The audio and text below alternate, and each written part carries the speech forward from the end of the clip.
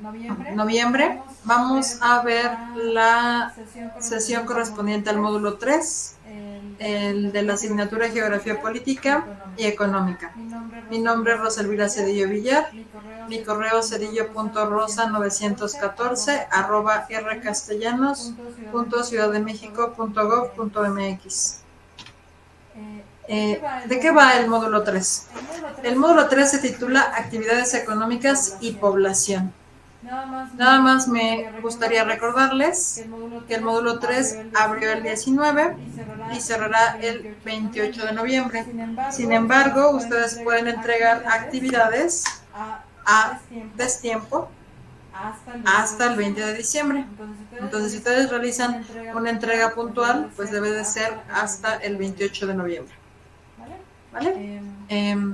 Bueno, les recuerdo también los 3 recursos adicionales: la liga permanente de Meet, que es por la que accedemos a las sesiones; la liga de Classroom, para que reciba notificaciones; el canal de YouTube, por el cual pueden ver los videos de las sesiones, y que ya creo que varios de ustedes han utilizado. Y este módulo tiene 2 actividades. Una tarea auténtica, que se titula ¿Cómo se ve el cumplimiento de los ODS en un mapa?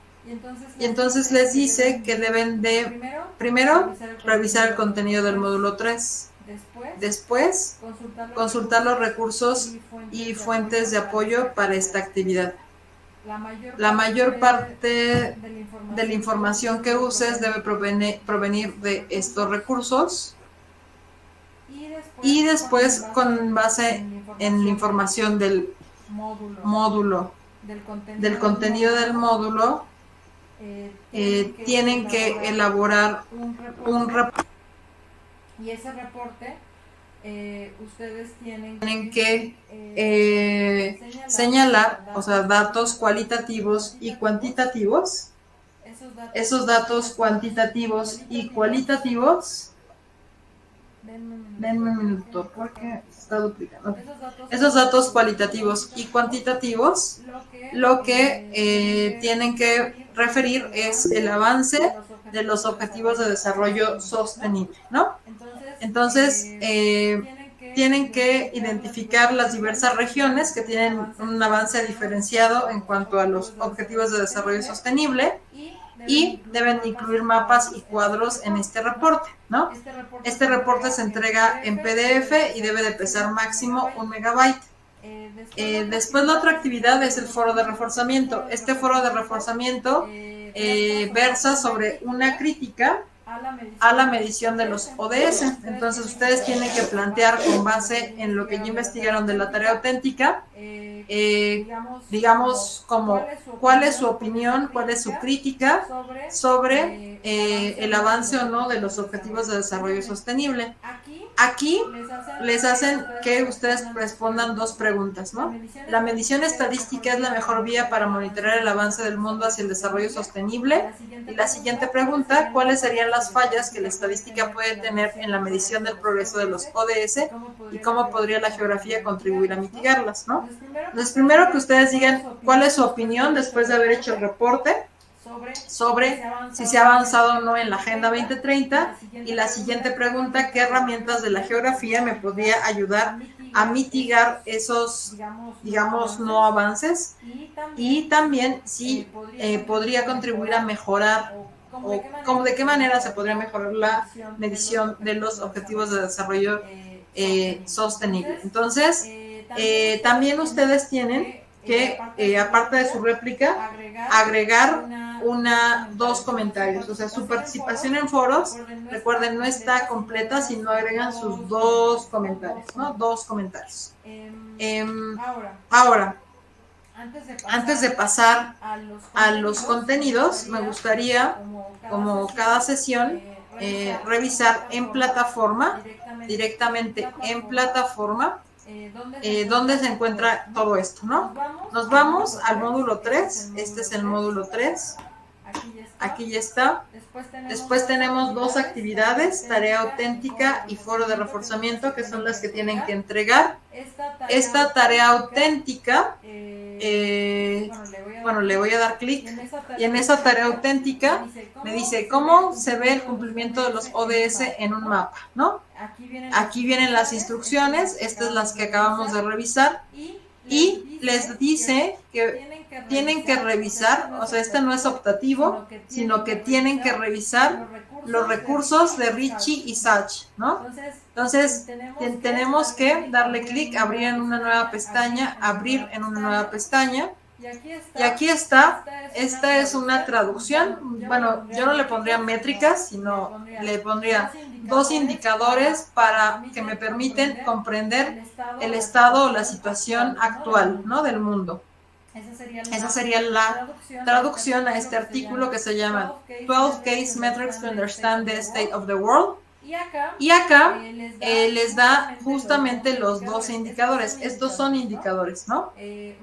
Más que métricas, son indicadores. Entonces, el primero nos habla sobre la extrema pobreza, el Producto Interno Bruto, la población en términos absolutos, la mortalidad infantil, la tasa de fecundidad, la esperanza de vida, la situación del hambre y la desnutrición, la educación en términos de, digamos, las personas, el grado promedio de escolaridad.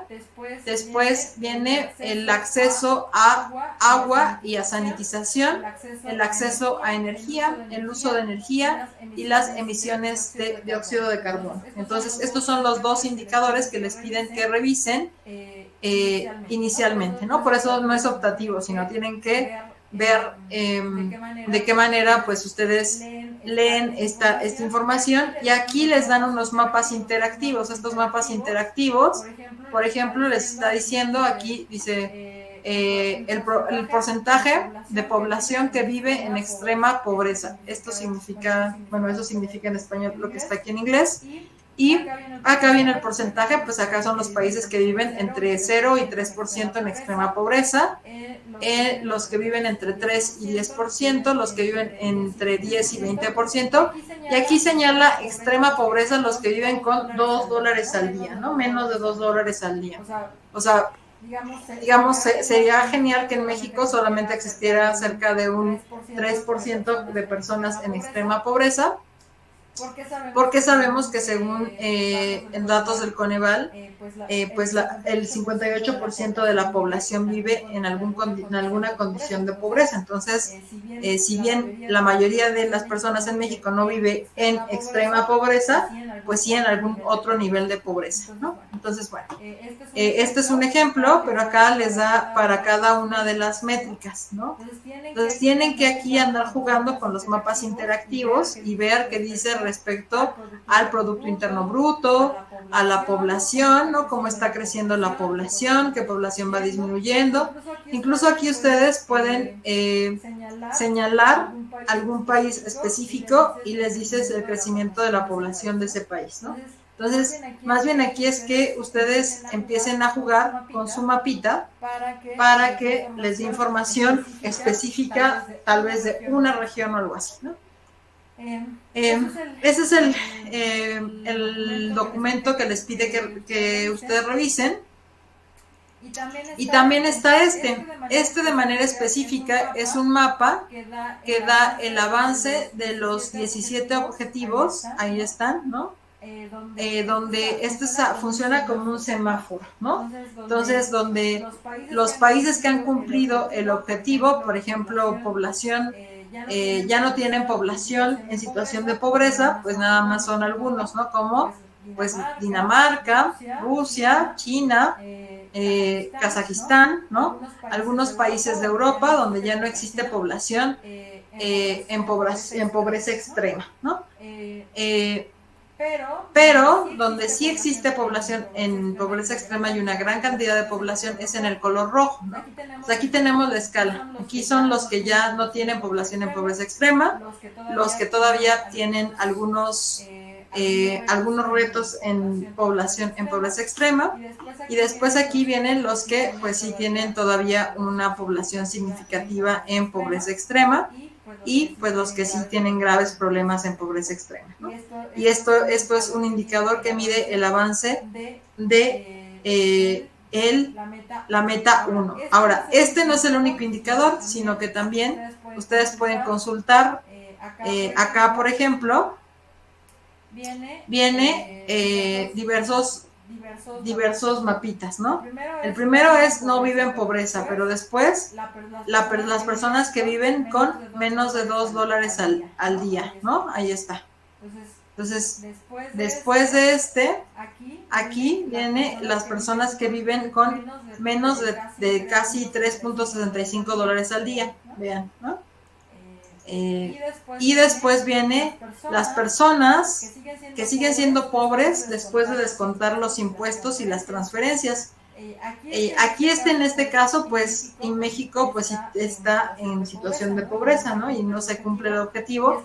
¿Y esto por qué? Porque actualmente con las políticas que se han implementado, pues muchas personas pueden aparentemente salir de la situación de pobreza, pero salen de la situación de pobreza por los apoyos que reciben, los apoyos gubernamentales, ¿no? Y si bien esto, digamos, inicialmente puede ser bueno, a lo largo del tiempo, si una población, o sea, si la diferencia de ser pobre o no pobre depende de una transferencia, no es algo sostenible en el tiempo, ¿no?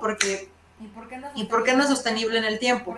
Porque lo que se espera es que la población, independientemente de recibir o no el apoyo, se espera que esa población haya salido del ciclo de la pobreza, porque la pobreza es un ciclo estructural de donde dice que pues una persona nace y crece en la misma situación socioeconómica porque no tiene oportunidades y movilidad dentro de su país. Entonces, lo que nos diría esta situación es que en México no es posible salir de la pobreza sin las ayudas gubernamentales, pero también las ayudas gubernamentales no te permiten, digamos, como salir del círculo de la pobreza, ¿no? O sea, solamente te mantienen en una situación donde si no la recibes, pues vuelves a caer en el círculo de la pobreza, y lo que tendría teóricamente que ocurrir es que las personas desarrollaron capacidades y oportunidades que les permitieran salir para ellos y para sus otras generaciones de ese círculo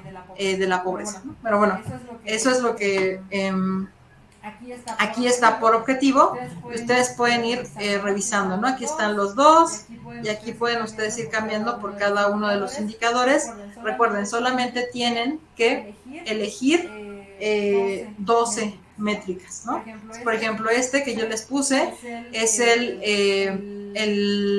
hay un examen, digamos, en educación de calidad, que es la medición de PISA, ¿no? Al aprovechamiento educativo, y los países que logran, digamos, un muy buen aprovechamiento educativo, eso le llamaríamos como educación de calidad en términos de la evaluación de PISA, pues es Australia y Canadá.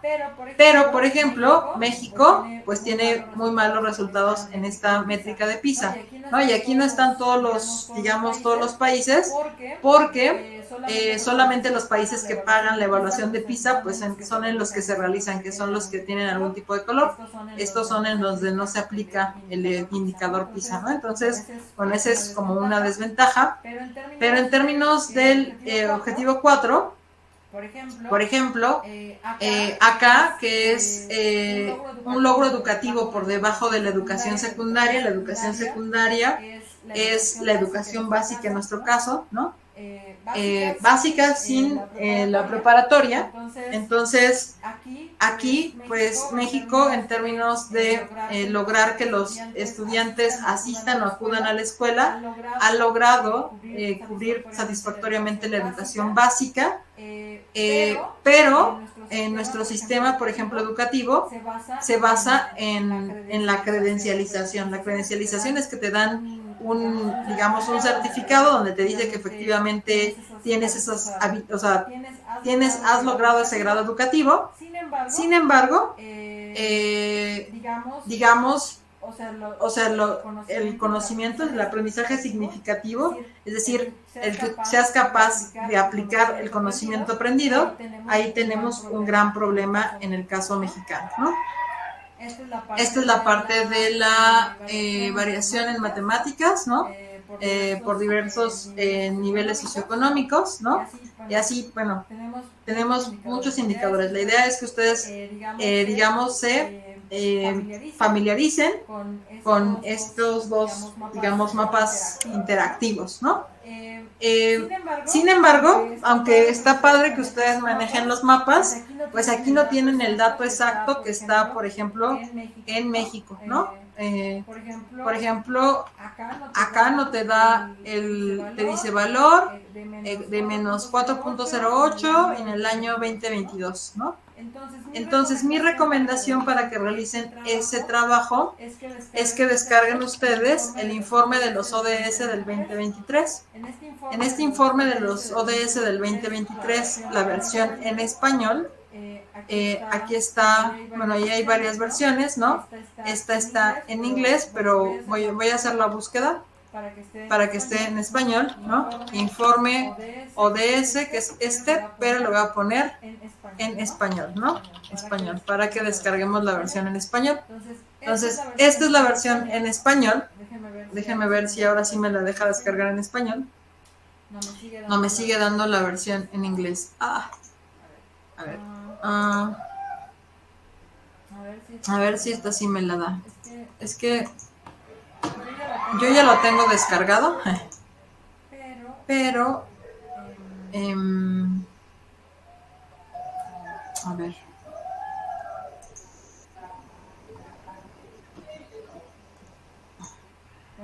Bueno, esta es la versión en inglés y descargas.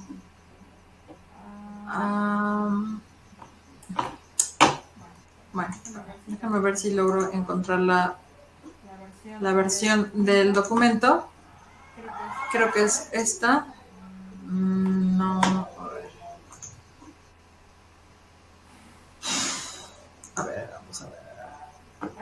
Aquí está, creo que sí. Esta ya es la versión en español, ¿no? Esta. Entonces, en esta versión, que es la versión en español, si quieren se las comparto vía el chat para que de una vez, por si las dudas lo quieren, ¿no? Me falta pasarles el enlace de asistencia. Denme un minuto. Entonces ahorita me acabo de... Bueno, entonces esta es la versión en español, ¿no? Aquí viene cada uno de los objetivos, igual que en el mapa interactivo, ¿no?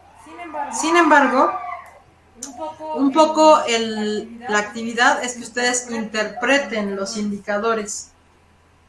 Aquí viene el objetivo, vienen algunos datos generales y viene la interpretación de estos que son los indicadores relativos a cada uno de esos objetivos, ¿no? Por ejemplo, acá, proporción de niños con personas vulnerables por edad cubiertos por prestaciones de protección social, ¿no? Y acá viene un comparativo por diversas regiones del mundo, ¿no? Entonces aquí podemos nosotros analizar cómo los países altos pues tienen un mayor porcentaje de personas vulnerables cubiertas con este tipo de prestaciones de protección social. Sin embargo, vean, a diferencia de estos, que son los países de altos ingresos, donde el 62.8 se encuentran de las personas vulnerables, se encuentran cubiertas con un tipo de protección social, ¿no? Y aquí las personas de edad avanzada, casi la totalidad, se encuentran con un tipo de protección social y también los niños, ¿no? Entonces aquí todas las poblaciones, digamos, en algún estatus vulnerable, pues la mayoría de las personas se encuentran cubiertas, ¿no? Pero vean esto en términos de las personas de países con ingresos bajos. Con ingresos bajos, pues es el 10%, bueno, 8.5, el 7.8 y el 23.2%. Es decir, la protección social para grupos vulnerables en países de ingresos bajos es prácticamente inexistente, ¿no?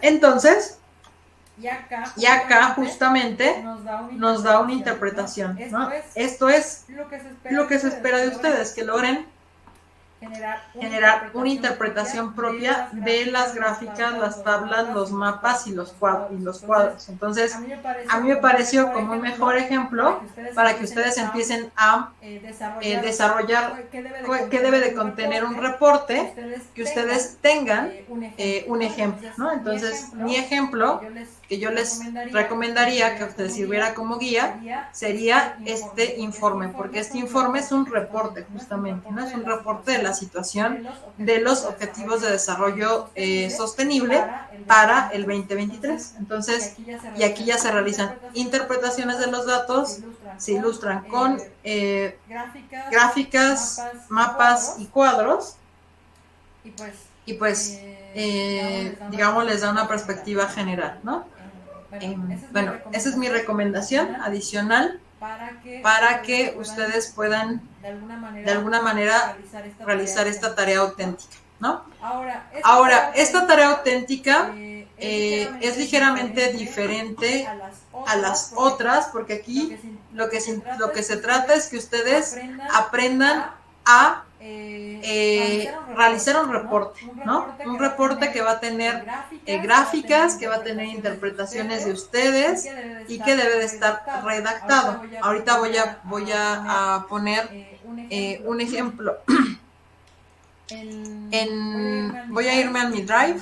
En mi Drive yo ya tengo, voy a poner recientes, ¿no? Porque más o menos estructuré un documento tipo reporte. Entonces, bueno, primero el reporte va a llevar un título, ¿no? El título por lo regular, pues va centrado. Ahorita, bueno, no lo centré, pero en términos de, voy a poner, centro, ¿no? Ahí está. Entonces va centrado. El reporte debe llevar una introducción, ¿no? O sea, que me diga qué es lo que quiero hacer. Ahí ustedes van a decir, bueno, el objetivo de este trabajo es analizar dos indicadores que me permitan observar si hay un avance o retroceso en la Agenda 2030, ¿no? Los indicadores utilizados son de corte cualitativo debido a que son los indicadores globales para dar seguimiento a la Agenda 2030. Los indicadores que voy a revisar son tal, y estoy interesada en revisar estos indicadores, y ahí ponen el motivo por el cual a ustedes les interesaron o eligieron esos indicadores, ¿no? Y después aquí empiezan justamente a vincular el objetivo de desarrollo sostenible con el indicador. Realizan una pequeña redacción de ese indicador y de ese mapa o de esa gráfica o de esa tabla, y así siguen con los dos indicadores, ¿no? Esta pequeña interpretación no tiene que ser exageradamente larga, pero sí que me diga, o sea, ustedes qué interpretan a partir del gráfico, de la tabla o del cuadro, ¿va? Ana Cristina, levantaste la mano. Sí, profesora, tengo duda. En cuanto al tema, ¿va a ser sobre la tarea auténtica, el título ese, o esa nuestra opción? El título es el de la tarea auténtica. Ok, y entonces, a lo que estoy comprendiendo es que sobre los indicadores nosotros vamos a escoger 3, 4. No, 2. 2, y sobre eso vamos No, 12. Los 12, o sea que el reporte va a ser de los 12 indicadores. Ustedes tienen que elegir 12 indicadores. O sea, 2. 12. 12, es verdad. Sí. Okay. O sea, lo que les estoy diciendo es que, aquí tienen 17 metas, ¿no? Sí. Cada meta al interior tiene indicadores. Estos son indicadores. Los indicadores de la Agenda Global de Desarrollo son 78. O sea, de esos 78, ustedes pueden elegir 12, los que ustedes quieran. Ok, ya, comprendo. Sí, los que ustedes quieran. Ok, gracias, profesora. Ok. Entonces, sí, los que ustedes quieran, 12. ¿Va? ¿Quedó clara o no quedó clara la idea? Sí, ya quedó claro. Permítame.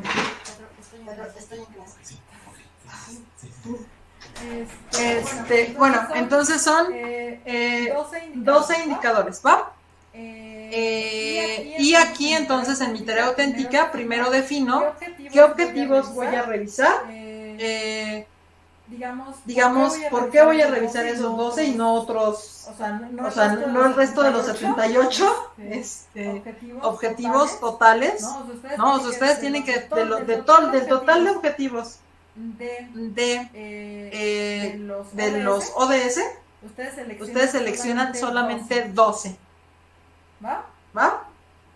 Y me tienen que hablar de esos 12. Tienen que poner una gráfica, un cuadro, una tabla. Porque ustedes van a decir, bueno, de esos 12, ¿cómo vamos? ¿No? ¿Cómo vamos en el cumplimiento de esa agenda? ¿No? Aquí, por ejemplo.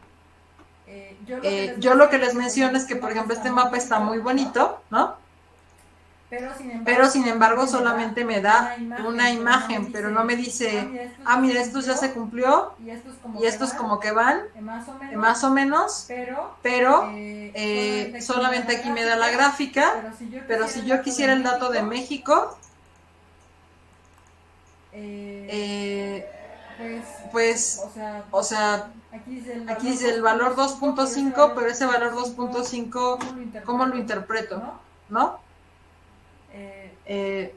Aunque tú descargues que es el PDF,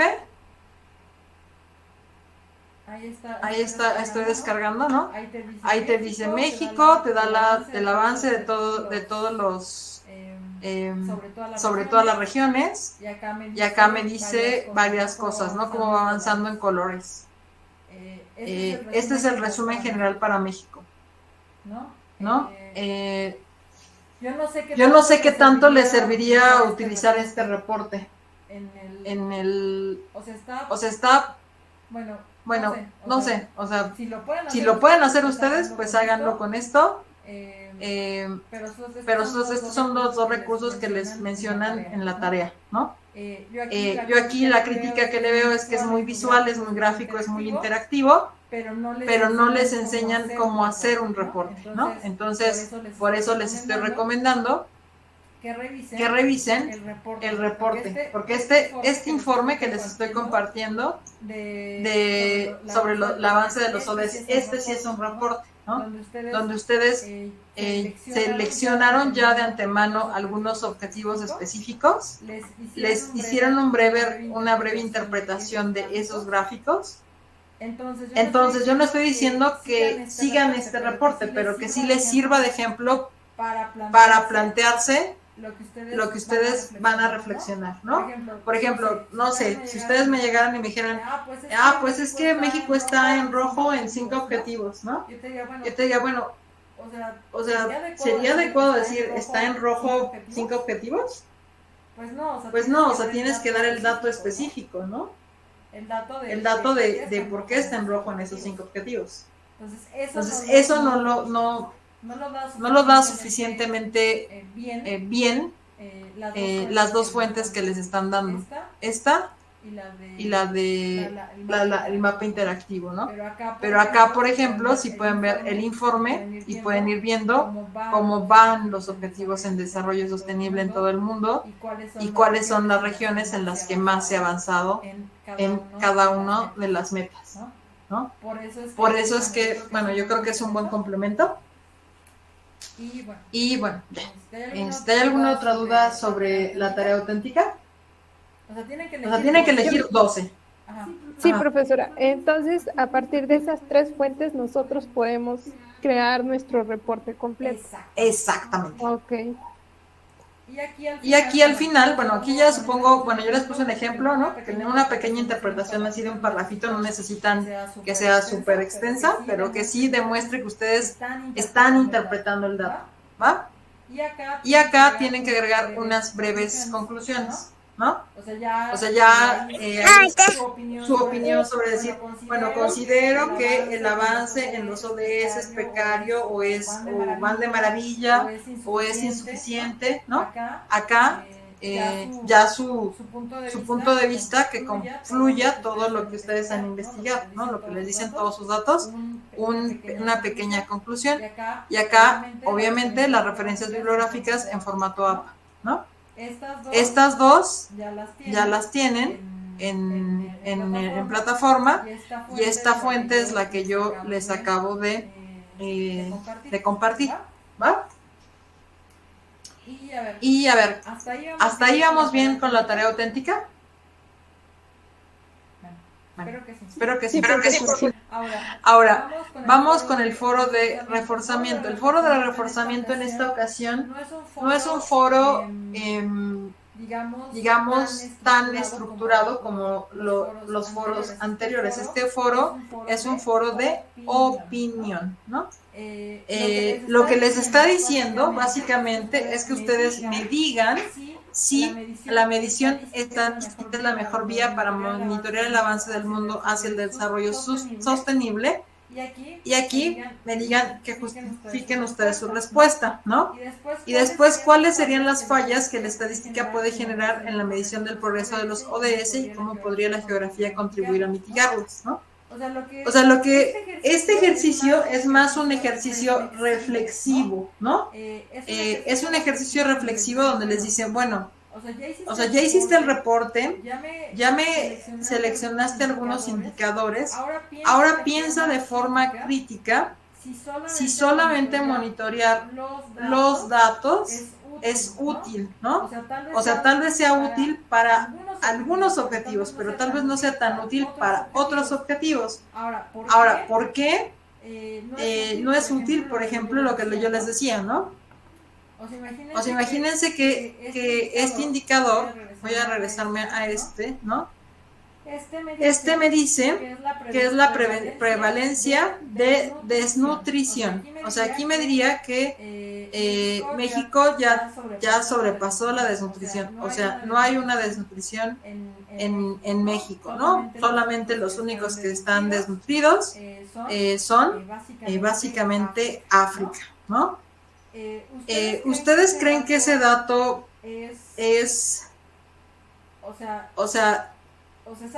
aplicable para el caso de México? O sea, ¿nosotros ya superamos la desnutrición? No, aún no se ha superado la desnutrición, ya que hay muchas familias que aún son de escasos recursos, que pueden hasta tener una sola comida al día o 2 comidas. Exactamente, entonces ahí la estadística me está fallando, porque estamos diciendo, o sea está padre que los ODS le den seguimiento a la prevalencia de desnutrición y es un buen indicador, sin embargo, eso no evade que ese problema sigue existiendo en los países, ¿no? Y aparte, por ejemplo, a mí me parece una contradicción cuando yo reviso específicamente ese indicador, que tengamos, o sea, ya la prevalencia de desnutrición ya la superamos, ¿no? O sea, ya México súper bien, ¿no? En desnutrición. Pero solamente tiene un valor, se supone, del 2.5%, ¿no? Pero vean, si nosotros contrastamos ese con la prevalencia de obesidad, ¿no? Obesidad en México, pues tiene acá, según para México, un 36% de población para el 2022 que vive en situación de obesidad, ¿no? Y muchas personas pueden pensar que desnutrición es estar en condiciones famélicas. Pero la obesidad también es desnutrición, ¿no? O sea, ¿por qué? Porque tener una dieta alta en carbohidratos, una dieta, digamos, precaria en términos de nutrientes, también genera desnutrición. De hecho, la diabetes es una enfermedad que proviene de la desnutrición, o sea, de la mala alimentación y malos hábitos. No solamente las personas obesas tienen diabetes, sino también hay personas que pueden estar, digamos, delgadas y tienen diabetes. ¿Por qué? Porque está ligada con como la forma en la que nos alimentamos. Por ejemplo, una dieta donde una persona, digamos, le alcanza para comer carbohidratos todos los días, ¿no? Puede ser tortillas fritas o algo así, ¿no? Obviamente también tiene desnutrición. Entonces, esto es una contradicción estadística que digas, bueno, ¿cómo es posible que tengas alta prevalencia en obesidad y ya tengas superada la desnutrición, ¿no? Esto es una crítica a los indicadores, pero así como ese ejemplo, se pueden encontrar muchísimos, ¿no? Y justo es que ustedes reflexionen, a ver, o sea, realmente los datos me ayudan a medir, a dimensionar una determinada problemática, ¿no? ¿Hasta dónde es el límite de los datos? Eso, por eso, es un ejercicio un poco más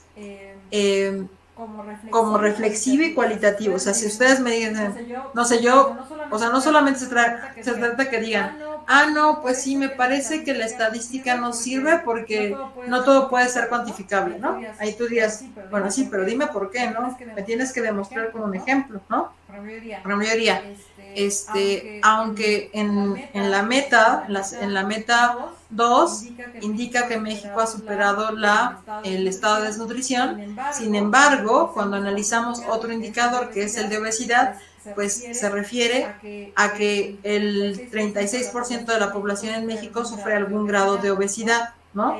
Y ahí todavía no tenemos el sobrepeso, porque nuestra población siempre tiene obesidad y sobrepeso y ahí crece muchísimo. Pero bueno, en términos de obesidad, ¿no? Esto, o sea, lo que ya les compartí ahorita, ¿no? Entonces, que me pongan ejemplos, sus ejemplos donde dices, mira, es que este dato me parece que está medio raro porque si yo lo analizo desde otro punto de vista, pues puede ser que el número en sí no me refleje la situación de vida del país, ¿no? Por ejemplo, en México, algo que es muy, muy evidente es el objetivo que es el de trabajo decente, ¿no? Donde estamos dando trabajo decente. Aquí está. Aquí dice trabajo decente y crecimiento económico, ¿no? Entonces, es la meta 8, ¿no? Entonces, en la meta 8, por ejemplo, tengo por ejemplo, acá, ¿no? El crecimiento del Producto Interno Bruto, ¿no? Que eso en el caso de México no vamos tan mal, pero acá dice que sí vamos un poquito mal porque nuestro Producto Interno Bruto descendió, ¿no? Y descendió muy, bueno, descendió como producto también del COVID, ¿no? Porque recuerden que uno de los sectores más importantes en México son manufacturas y turismo, y pues obviamente esos dos sectores se han tardado en recuperar, ¿no? Y también acá, en el 8, viene el desempleo, ¿no? Y en términos de desempleo, unemployment, tasa de desempleo, en el caso de México, pues México prácticamente no tiene desempleo, ¿no? O sea, casi la mayoría de las personas que están disponibles trabajan. Pero uno de nuestros problemas que nosotros tenemos en México es que, o sea, las personas trabajan, pero en sectores informales, ¿no? En informalidad. Y otro gran problema es que trabajan en un trabajo que, o sea, de menor calificación, o sea, ¿cómo decirlo? Por ejemplo, una persona que tiene licenciatura no trabaja en un trabajo donde requieren licenciatura, ¿no? Sino trabaja en un trabajo de menor cualificación, como puede ser manejar un Uber, ser secretario, o sea, donde no requerías tener una licenciatura, porque nuestro mercado, digamos, en México premia a las personas que tienen bachillerato y que han concluido la secundaria y se insertan en maquiladoras, en industrias, ¿no? Entonces, nuestro mercado de trabajo es de baja cualificación, ¿no? O sea, masivamente las personas se insertan en trabajos, digamos, donde no requieres una gran formación, ¿no? Y también, digamos, que no se generan empleos para las personas altamente calificadas. O sea, hagan de cuenta que, pues, o sea, por eso a veces te dicen, bueno, estudia tal vez una maestría, un posgrado, y eso no significa que te va a garantizar una mejor calidad de vida, porque tal vez esa persona que estudie más no reciba un salario mejor por sus conocimientos, ¿no? Entonces, eso es uno de los grandes problemas en el caso del empleo. Entonces te dicen, bueno, eso no lo mide porque, o sea, realmente las personas no están desempleadas en este país, o sea, trabajan, pero no hay indicadores que te midan las personas que trabajan en la economía informal, ¿no? Tampoco hay indicadores que te midan el subempleo, ¿no? Entonces, pues ahí la estadística tiene problemas. Entonces es que reflexionen justo sobre estas problemáticas que les pueden presentar los indicadores, ¿no? Y también ustedes, por ejemplo, que piensen de qué manera la geografía podría ayudar a contribuir en esas deficiencias, ¿no? Por ejemplo, ahí me parece una gran contribución, a pesar de que yo puedo tener críticas hacia estos mapas interactivos, son de mucha utilidad tener este semáforo a nivel internacional, ¿no? Porque de alguna manera me dice, mira, pues aquí tienen problemas graves y acá, pues bueno, ya digamos que se encuentran más allá de la meta de los ODS, entonces tal vez la calidad de vida de las personas aquí sea buena, ¿no? Mientras que en estos países, pues digamos, en términos de desempleo, pues hay una gran población en desempleo en estos países en rojito, ¿no? Y esto me refiero a cualquiera de los indicadores, ¿no? Por ejemplo, aquí es el que estoy poniendo ahorita es la tasa de analfabetismo, de alfabetismo, o sea, personas que sepan leer, y acá pues tenemos que la mayoría, o sea, México sí tiene personas, o sea, de lo que estábamos en los años 50 a la fecha, pues sí ha avanzado muchísimo en personas que sepan leer y escribir, ¿no? Acá pues digamos que tiene un gran problema en ese sentido, ¿no? En términos de la población que sepa leer y escribir, y así, ¿no? Esta estructura tiene que ser bueno, primero responder, si tienen que responder de manera específica a las preguntas, y acá yo solamente le incluiría una reflexión, ¿no? O sea, ustedes, ¿con qué se quedan? O sea, eso de qué les sirvió, o sea, ¿de qué les sirve darse cuenta de que la estadística es suficiente o no para dar seguimiento a los objetivos de desarrollo sostenible? ¿Qué le faltaría, ¿no? O sea, ¿qué le faltaría a estas metas para que se pudieran lograr, ¿no? Y de qué manera puede contribuir la geografía. O sea, ya lo vieron una forma, dices, bueno, pues puede generar mapas, puede ayudarme a entender, por ejemplo, por qué en algunos países es más difícil avanzar en temas como, por ejemplo, la equidad de género, ¿no? Tenemos una meta que es la equidad de género, ¿no? Esta equidad de género es la reducción de las desigualdades. En estas desigualdades, por ejemplo,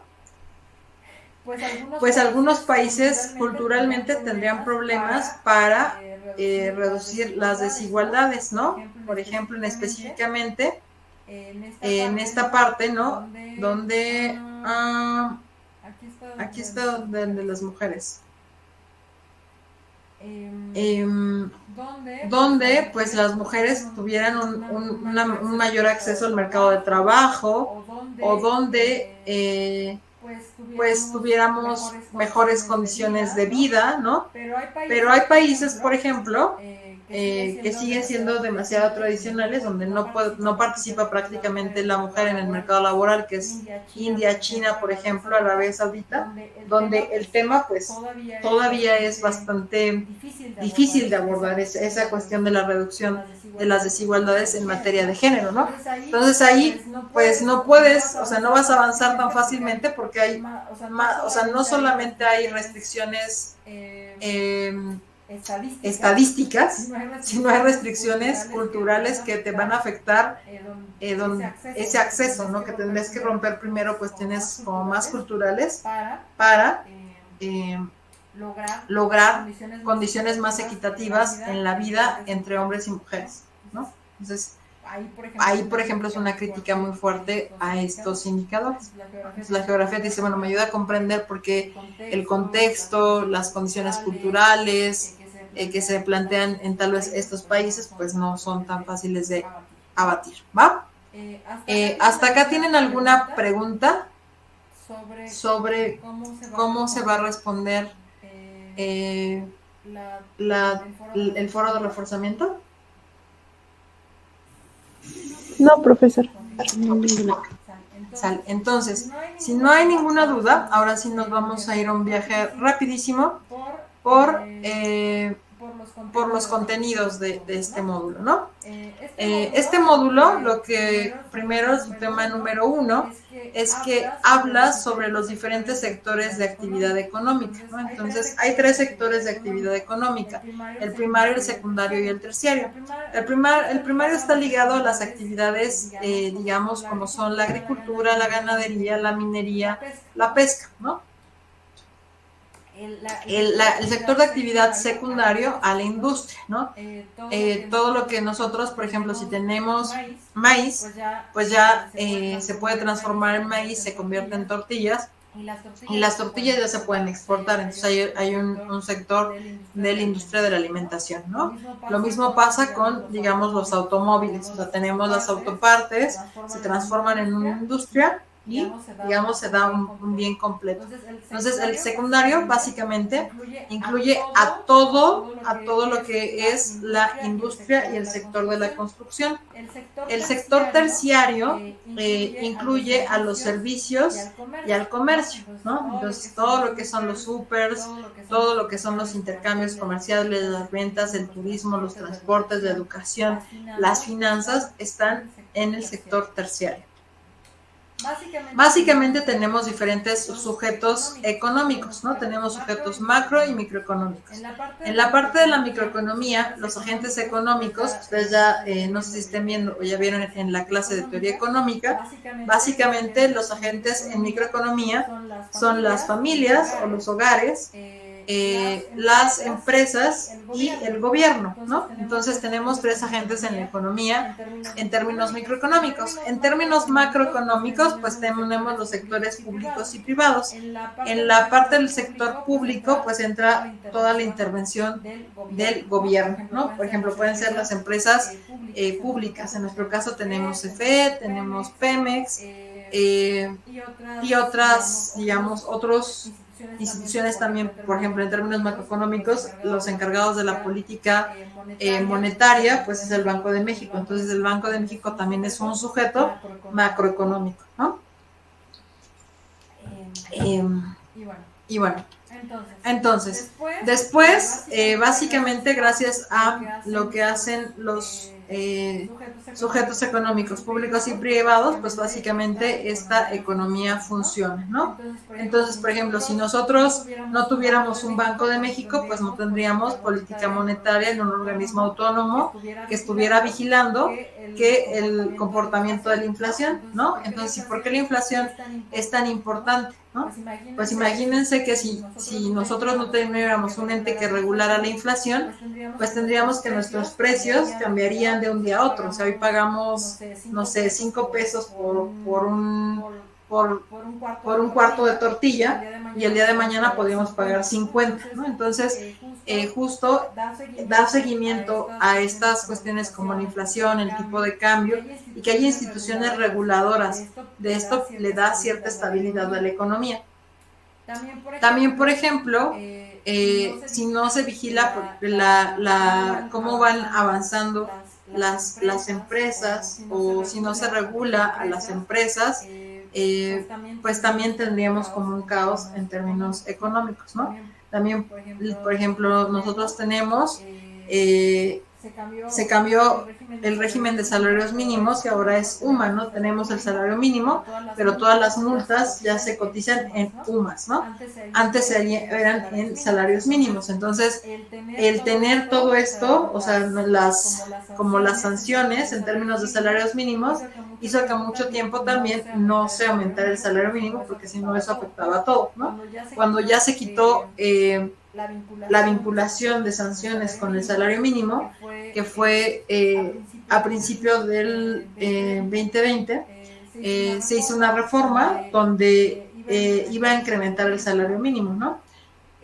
Esta decisión, pues obviamente no se tomó de manera individual, sino que se analizó los efectos que los posibles efectos macroeconómicos que podría tener este aumento de salarios. Uno de ellos, por ejemplo, era que podía aumentar la inflación cuando se aumentaran los salarios. ¿Por qué? Porque al aumentar los salarios iba a aumentar la capacidad en el corto plazo, el poder de compra de las personas, pero en el largo plazo, pues esto también iba a afectar que posiblemente incrementaran los precios de los productos, que es un poquito lo que está pasando, ¿no? Ahora, lo que se tomó la decisión de que sí, porque dijeron, bueno, esto va a permitir que las poblaciones mejoren un poquito sus condiciones de vida, ¿no? Pero ahorita lo que estamos viendo es que realmente, pues, ese incremento en los salarios también está incrementando las cuestiones de la inflación, aunque pues es mayor el beneficio de que se vayan incrementando gradualmente los salarios en México. En específico el salario mínimo. Después vemos la interrelación individuo-medio, ¿no? O sea, nosotros, por ejemplo, siempre somos afectados y afectamos el entorno en el que vivimos, ¿no? Por ejemplo, si hay una alta inflación y suben los aguacates a 120 pesos el kilo, pues ¿qué va a pasar? Va a disminuir el consumo de los aguacates, ¿no? ¿Por qué? Porque son demasiado caros, ¿no?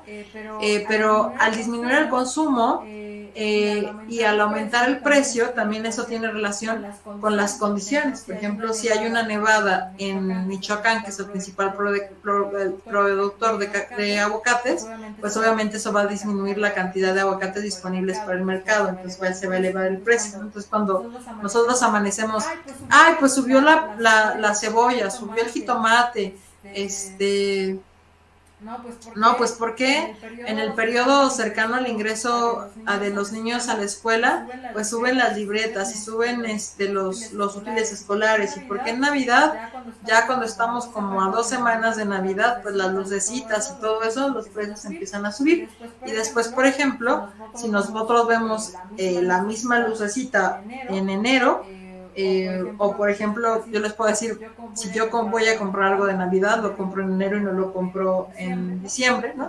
Y de esa forma, pues encuentro precios muchísimo más baratos en calefactores o en algún tipo de ropa, ¿no? Porque yo sé que en diciembre, si yo compro mis cosas que requiriera en diciembre, pues el precio de estas va a subir, ¿no? Un ejemplo, yo le decía el otro día a mi mamá, compró un medicamento que requiere para su diabetes. Le dije, no, pues mamá, cómprala ahorita, porque después de diciembre, cuando llegue la cuesta de enero, ese medicamento te va a costar un 30, un 40% más. Y si ahorita compramos como para 4 meses, pasamos la cuesta de enero, pasamos un mes más y en marzo ya van a empezar a bajar los precios, ya que haya una mayor estabilidad, porque las personas compran demasiado en el periodo de diciembre. Entonces, pero esto ya es un razonamiento, no sé si me esté dando a explicar, como muy económico, ¿no? Porque yo estoy diciendo, mira, o sea, la carencia de algún bien o que disminuya por una cuestión de que hay una sequía, que hay una helada, que hay un problema con la distribución de la gasolina, una escasez de gasolina, entonces ya no pueden llegar tan fácilmente los productos de un lugar a otro, afecta la economía, ¿no? Y a su vez el crecimiento económico también afecta a las personas. O sea, aquí ya estoy viendo una relación entre las variables económicas, las personas y el entorno en el que habitan, ¿no? Por ejemplo, ¿qué pasa si algún día llega a escasear el agua en Michoacán? Pues entonces no va a haber suficiente agua para solventar el cultivo de los aguacates. Entonces, si no hay cultivo de aguacates, pues tal vez ese bien se haga muy escaso y aumente su precio, sea muy caro, ¿no? Lo mismo pasa con la industria agroexportadora, ¿no? Por ejemplo, si no tiene los suficientes instalaciones para un sistema de riego que permita una gran producción de algunos productos para la exportación, pues obviamente el producto va a subirse porque va a haber menos cantidad disponible y la demanda pues tal vez se mantenga, ¿no? O cambie, ¿va? Entonces la relación individuo, contexto y resultados económicos, ¿no? Ahora, existen en la literatura económica algunas cuestiones que son como el desarrollo y el subdesarrollo, son conceptos, ¿no? Se dice que los países desarrollados pues son los que tienen un gran crecimiento económico, digamos, un uso generalizado de tecnología, y esto ha permitido que sus poblaciones alcancen un nivel de bienestar alto, ¿no? En contraste, los países subdesarrollados pues tienen, digamos, varios problemas, ¿no? Primero, pues pueden tener tal vez algunos recursos, sin embargo su mano de obra no se encuentra lo suficientemente calificada. Al no tener las condiciones para producir de manera satisfactoria, pues no obtienen un gran crecimiento económico. Ahí se le llaman, su nivel de productividad es bajo. Y esto, digamos, hace que pues sus salarios sean bajos, y si sus salarios son bajos, también la población pues no puede tener un nivel de vida adecuado, ¿no? A estos países se les llama países subdesarrollados o que están en una situación de subdesarrollo. Es decir, por ejemplo, cuando nosotros hablamos en términos de productividad, estamos diciendo, en México, por ejemplo, algún indicador dice, bueno, es que aquí en México trabajan demasiadas horas, y sí es cierto, las personas trabajan demasiadas horas. El problema es que tú puedes tener un horario súper largo de trabajo, pero eso no implica que vas a tener un mejor resultado, ¿no? Algo que en las críticas se menciona mucho es que en el caso de México, pues la forma, o sea, las horas de trabajo hombre no se explotan de manera eficiente, ¿no? Por ejemplo, una persona en Alemania puede hacer en 5 minutos lo que lleva aquí en México que lo hagan en 2 días, ¿no? Tal vez eso en 5 minutos implica que no se utilice tecnología, lo haga de manera más eficiente, ¿no?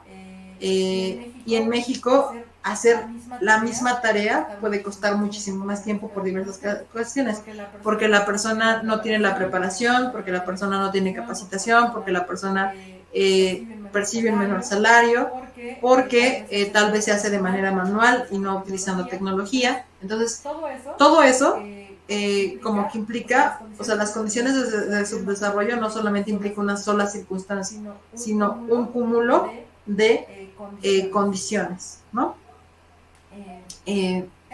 Entonces, actualmente, como en 2016, Tomás Piketty publicó un texto que se llama El Capital, ¿no? El capital en el siglo XXI. Uno de las tesis de ese texto es que actualmente nosotros no tenemos un problema de escasez de recursos. En el planeta Tierra no hay un problema de escasez de recursos, sino hay un problema de distribución desigual de los recursos, una distribución inequitativa de los recursos. Eso produce que haya situaciones de pobreza, ¿no? Entonces, donde unos poquitos acumulan mucho y la mayoría de la población pues tiene condiciones precarias. Entonces, eso nos dice, bueno, ¿de qué manera nosotros podemos hacer que esta situación cambie, ¿no? Que disminuya la brecha en términos de desigualdad, ¿no?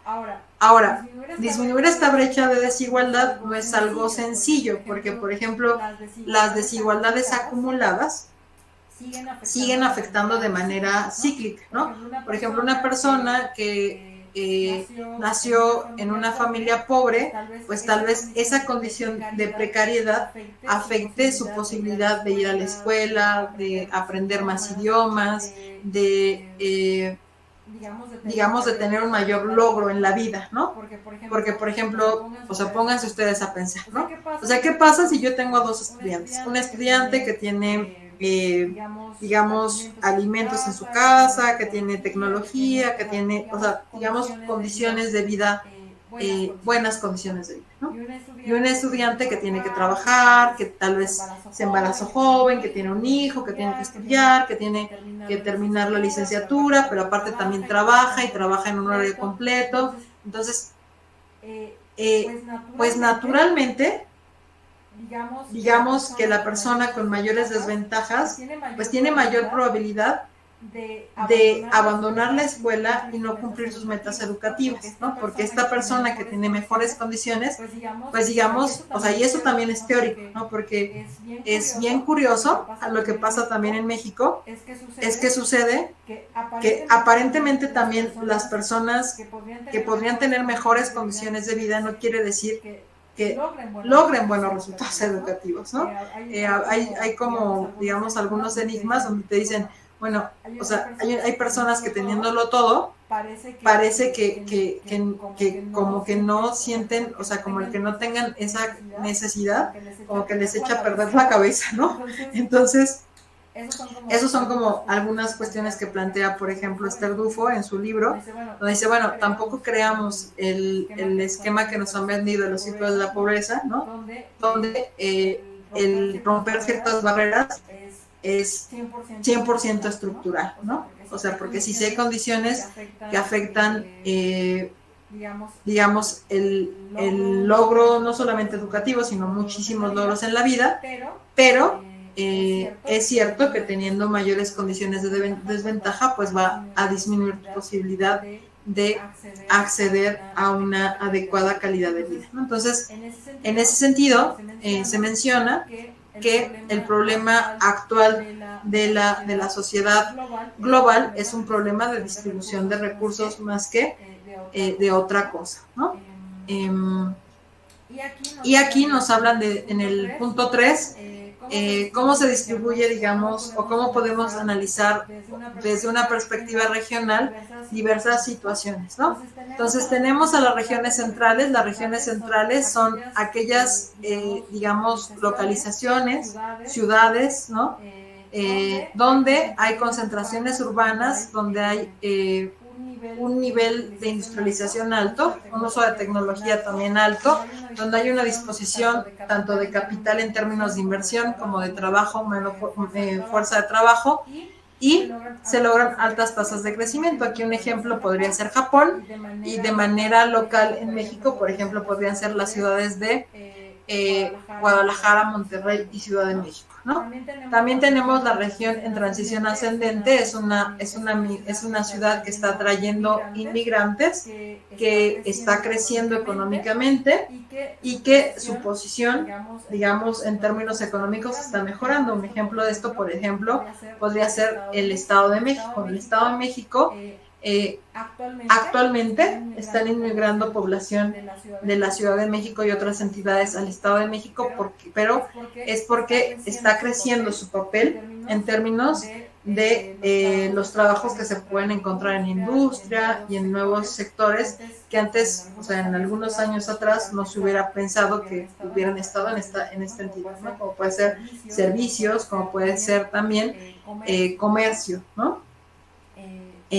Tenemos las regiones fronterizas de recursos, y aquí dice, es parte de la periferia identificadas como nuevos asentamientos y la explotación de recursos recientemente descubiertos, ¿no? Hagan de cuenta que yo aquí les pongo el ejemplo de la entidad de Sonora, ¿no? En Sonora recientemente se descubrieron, no se descubrieron, se saben o se dio a conocer que había reservas de litio, y ante estas reservas de litio pues se pensó o sea, primero se ubicó el recurso y después las formas de explotarlo, y entonces esto permite pensar tal vez en alguna implementación de proyectos que vayan a la explotación de litio, como por ejemplo podría ser la instalación de una planta de baterías para autos eléctricos, ¿no? Entonces estas son, a partir del descubrimiento de un recurso, pues se piensa en la forma de explotarlo y utilizarlo para detonar el crecimiento económico. Después tenemos las regiones en transición hacia abajo. Son ciudades, ubicaciones, digamos, regiones que en algún momento tuvieron un gran auge económico, pero que después desciende su importancia, ¿no? En México un ejemplo podría ser lo que podría ser Guanajuato. Guanajuato, pues durante un tiempo fue un gran centro minero, ¿no? Fue una de las entidades más importantes durante la colonia. Sin embargo, cuando se agota la explotación del oro y la plata, en esta entidad pues deja de ser un centro económico importante. También está el ejemplo de Atlantic City y también Chicago, la ciudad de Chicago, como un gran centro industrial en Estados Unidos, y ahorita que está empezando el proceso de desindustrialización, pues deja de ser un foco de desarrollo importante, ¿no? Nosotros, cuando hablamos de globalización, pues implica hablar de lo que se le conoce como la aldea global. Entonces todos vivimos en este mismo globo terráqueo, donde tenemos cada vez más interdependencia, más comunicación, y pareciera que la frontera tiempo está siendo abatida, ¿no? Es común, por ejemplo, nosotros simplemente, o sea, hace tal vez ustedes ahorita no lo noten porque son más jóvenes, ¿no? Pero hace muchos años, por ejemplo, cuando yo hablaba con una persona, una amiga adulta mayor de Canadá, me decía, Elvira, explícame lo que es, o sea, ¿por qué tengo que aprender a utilizar WhatsApp? ¿No? Y yo le dije, no, pues es que o sea, tienes que aprender a utilizar WhatsApp porque es una comunicación inmediata. Dice, pero bueno, pero eso de la inmediatez, ¿qué es? ¿No? Yo le dije, no, pues es que si yo te mando un mensaje, me puedes contestar ahorita, ¿no? O sea, de forma simultánea. Y ella me dice, bueno, ¿yo para qué te quiero contestar de forma simultánea? ¿No? Para personas de otras generaciones, lo que nosotros es importante, por ejemplo, que nosotros podamos a través de un móvil acceder a películas, a historias de otros contextos. O sea, yo en mi clase en un momento les puedo llevar a viajar a Japón, a China, a India a través de un video, pero eso era difícil pensarlo, o sea, un siglo atrás, 50 años atrás, 30 años atrás, ¿no? Esa inmediatez, esa rapidez es algo que estamos experimentando las nuevas generaciones.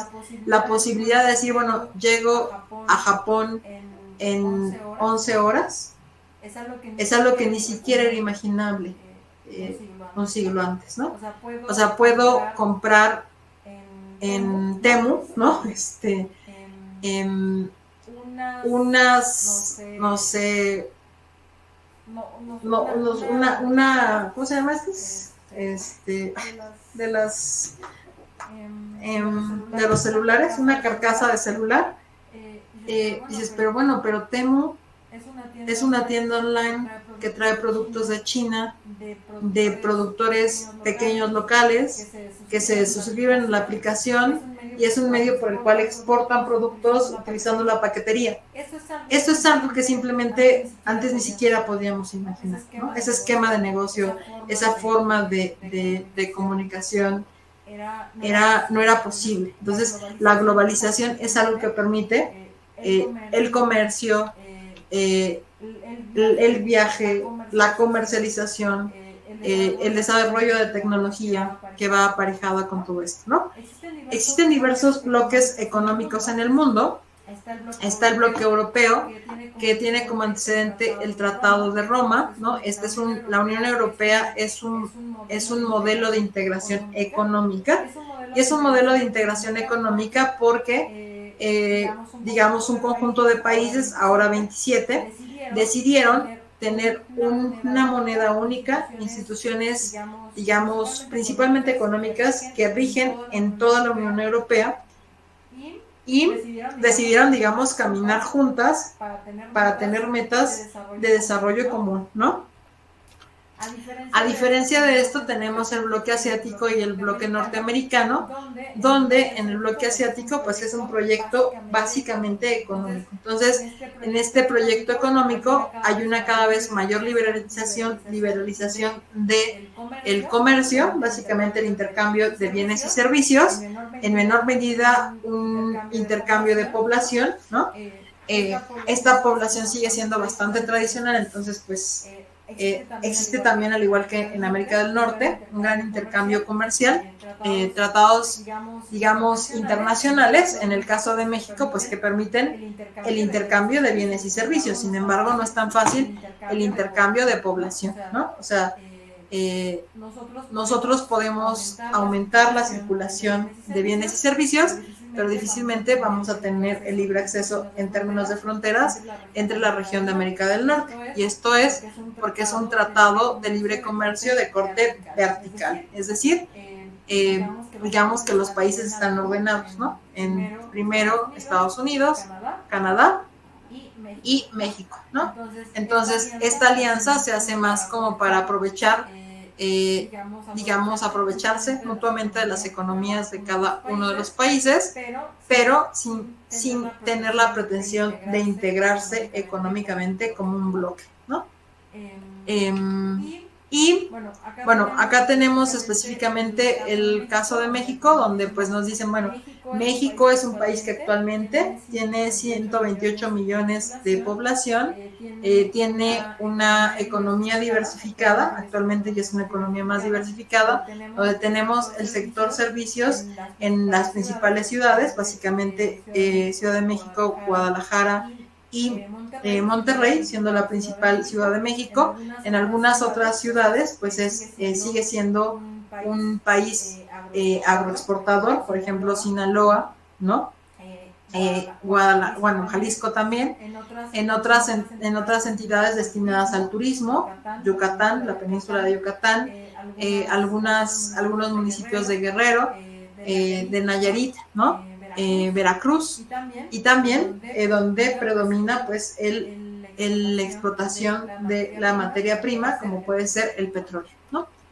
Entonces, aquí también vemos de manera rápida cómo afecta el factor poblacional a la economía, ¿no? Entonces, por ejemplo, si tenemos una población joven, pues se dice que estamos en proceso de subdesarrollo porque no tenemos suficiente población económicamente activa, ¿no? También, por ejemplo, si tenemos una gran población en edades productivas, pues idealmente este es el momento donde podríamos potenciar el desarrollo y el crecimiento económico, y cuando ya tenemos poblaciones mayoritariamente envejecidas, pues es difícil también impulsar el desarrollo económico, porque esta población por lo regular ya salió del mercado laboral, ¿no? Entonces la carga que tienen las poblaciones jóvenes es muy alta, porque esas poblaciones jóvenes tienen que ir aportando pues digamos, en una cuestión de solidaridad generacional a la población envejecida, ¿no? Entonces también en términos demográficos pues analizan cuántos niños hay por cada mujer, ¿no? Las cuestiones sobre cuántas personas se mueren en un determinado país, en términos de morbilidad, cuáles son las enfermedades o las principales causas de muerte en un país. Ya les dije, en el caso de México, pues diabetes, enfermedades crónico-degenerativas, ¿no? Ligadas a la obesidad o al sobrepeso. También enfermedades, por ejemplo, en el caso de los cánceres, ¿no? También han aumentado mucho, específicamente entre las mujeres. Y en términos de población absoluta, pues cuántos vivimos en determinada, digamos, entidad federativa o ubicación político-administrativa, ¿no? La población urbana y la población rural. Población urbana pues son aquella que vive en ciudades. La población rural, en el caso de México, es aquella que vive abajo de 25,000 habitantes, ¿no? La población relativa, ¿no? Es en términos de cuánta población vive por kilómetro cuadrado, ¿no? La población económicamente activa es aquella población de 15 años a 64 años que tiene el potencial teóricamente de insertarse en el mercado de trabajo. Y acá la dinámica de los flujos migratorios. Actualmente este siglo es el siglo de las migraciones, y es porque hay una cantidad de desplazamientos como nunca antes se había visto en el mundo, ¿no? Entonces, normalmente las personas, por todo el desarrollo en telecomunicaciones, pues pueden viajar de un lugar a otro, ¿no? desde nosotros que podamos viajar en el metro, ¿no? O, por ejemplo, actualmente que con el tren suburbano vamos a poder viajar. Antes no se imaginaba, pues, o sea, viajar en ese tiempo entre lo que es la Ciudad de México y Toluca. Entonces, cuando se termine, pues imagínense que van a poder viajar, ¿no? Muchas personas solamente en este intercambio, en estas, digamos, dos vecinos, ¿no? Entre dos vecinos, que es el Estado de México y la Ciudad de México. Pero esa dinámica de poder reducir los tiempos de transporte entre dos entidades federativas que antes era inimaginable, va a cambiar la dinámica económica de la región, ¿no? Porque eso va a permitir que haya personas que puedan vivir en el Estado de México y que puedan trabajar en Ciudad de México, o también va a permitir, por ejemplo, que más industrias pasen a ubicarse en el Estado de México, ¿no? O sea, mucho cambio. Pero ese ejemplo pequeñito, cercano a nosotros, pues se puede ver en términos de la migración de los mexicanos de Estados Unidos o de los centroamericanos hacia México, o, por ejemplo, de las migraciones de África hacia Europa, ¿no? O sea, ¿por qué migran las personas de África hacia Europa, ¿no? O sea, ¿qué esperan encontrar? O sea, ¿lo encuentran, no lo encuentran? O sea, ¿qué ha facilitado esas migraciones? O sea, ¿qué pasa, por ejemplo, por qué ahora hay muchos sirios viviendo en Turquía después de la guerra en Siria, ¿no? O sea, ¿qué va a pasar, por ejemplo, con las personas de Ucrania y Rusia? Entonces, las migraciones tienen diversos motivos por las que se detonan. En este caso pueden ser migraciones laborales, migraciones por seguridad, migraciones por guerra, migraciones por buscar mejores condiciones de vida, migraciones por desastres climáticos, ¿no? O desastres naturales que se va a dar. También esta es una era de las migraciones justo por ese aspecto, porque pues al aumentar el nivel del mar y la temperatura en la tierra, pues se van a presentar bastantes desastres naturales, y eso va a hacer que las personas consideren cambiar su residencia. Entonces, pues aquí con esta síntesis podemos ver que la población es un factor que importa porque afecta el crecimiento económico del planeta, ¿no? Y no solamente la población, sino también las condiciones geográficas de los diversos lugares, pues afectan la dinámica económica y también de población, ¿no? Entonces, bueno, actualmente encontramos que, pues, hace mucho tiempo se pensaba que era un problema la sobrepoblación en el mundo. Actualmente se sabe que en la mayoría de los países se están teniendo tasas de fecundidad por abajo del 2.1 del nivel de reemplazo, y eso quiere decir que va a haber algunos países, algunas poblaciones que van a empezar a desaparecer, ¿no? Tales como Japón, como Canadá, como algunos países en Europa. Eso también puede implicar que cada vez haya mayor migración, o sea, que los países que están decreciendo pues acepten personas de otros países. Por ejemplo, en Alemania se está promoviendo la inmigración de otras regiones del mundo. Y también esto es importante porque en el siglo que nosotros estamos viviendo está aumentando la esperanza de vida de la población. Eso quiere decir que la población está viviendo más años, pero con ese aumento de vida no significa que esté viviendo en mejores condiciones de vida, ¿no? Entonces, la mayoría de las personas está viviendo, en el caso de México, tiene un aumento en la esperanza de vida, pero vive con algún tipo de enfermedad crónico-degenerativa, ¿no? Entonces, básicamente, lo que nos indica este módulo es pensar pues en las actividades económicas, en el impacto que tiene la demografía en la economía, en la noción de desarrollo y cómo esto se está ligado con el crecimiento económico, el uso de la tecnología y la mejora de las condiciones de vida de las personas, y cómo la migración pues afecta la dinámica de un país, pero también es un fenómeno que se está dando con mayor frecuencia en este siglo, y es por los avances tecnológicos y la posibilidad de, digamos, movilidad en términos de cambiar de residencia, no solamente en el mismo país, sino hacia diferentes países, ¿no? Bueno, esto es todo el contenido del módulo. Me gustaría saber si tienen alguna pregunta, algún comentario, alguna duda sobre todo esto que hemos visto respecto a propiamente el contenido del módulo 3. Hola. No, profesora, yo tengo duda en el punto donde dice, por ejemplo, en la de tarea auténtica, Ajá. donde dice que, bueno, si nosotros consideramos completar más nuestro reporte, podemos agregar las fuentes, ¿no? Sí. Pero en caso de que no es necesario agregar las fuentes de de las 3 fuentes que usted ya nos mencionó, que son, pues, las 3 son efectivas para completar el reporte. Esa es mi duda. Bueno, o sea, con que ustedes agreguen las 3 ya estarían agregando una tercera, ¿no? Porque la básica son 2. Ah, ok. En este momento les estoy pasando el formulario de asistencia, ¿no? Para que lo hagan. Entonces, ya tienen 2 que son obligatorias, que son las 2 que están marcadas en los recursos de apoyo. Si ustedes agregan el informe, es una tercera, o sea, con esas está bien. Si ustedes consideran agregar otra más, está bien, ¿no? O sea, pero al menos, o sea, yo considero suficiente, o sea, que tengan esas 3, ¿no?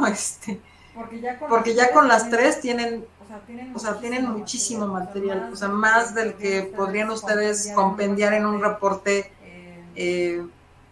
pequeño, ¿no? Porque lo que se busca más que busquen más información, lo que estamos esperando es que ustedes desarrollen la capacidad de interpretar gráficos, o sea, mapas, gráficos y datos.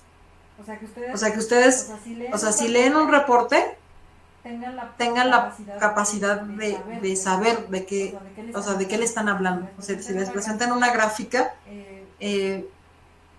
indiquen, o sea, una reflexión propia, pero con base en datos. No sé si ahí me está explicando cuál es el objetivo de la actividad. Sí. Gracias, profesora. Va. ¿Tienen alguna otra duda? ¿No? Sí.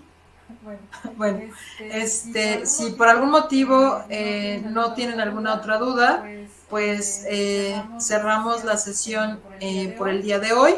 Quedo atenta de todas maneras a sus dudas vía canal de YouTube, vía mensajero, vía mi correo electrónico. Y pues nos vemos el próximo jueves de 7 a 10 a 8 y media. Ahorita ya les robé 8 minutos, disculpen, porque es que este es el módulo más extenso, ¿no? Entonces sí fue un poco difícil, ¿no? Pero si se dieron cuenta fui como corriendo. Entonces, bueno, aquí dice uno, o sea, aquí no había visto la pregunta. Son 12 indicadores. En total, los indicadores de los ODS son 78. Entonces, 12 de los 78 posibles, ¿no? Donde ustedes elijan cuál a ustedes les resulta, o sea, de su selección de 12, tienen que ver cuáles a ustedes les interesan. O sea, yo les diría, elijan los que a ustedes más les interesen, ¿no? Y expliquen por qué les resultan interesantes. Tal vez, por ejemplo, de los 12 ustedes no quieren mostrarlos donde hay más avances, ¿no? Sino donde tienen más problemas, porque su objetivo tal vez sea demostrar que pues no ha habido un gran avance en la Agenda 2030, y específicamente pueden poner esos 2 ejemplos, ¿no? Tal vez si no quieren ser tan negativos en la Agenda 2030, pues digan, bueno, voy a poner algunos donde sí haya resultados y otros donde yo vea que vamos muy mal, ¿no?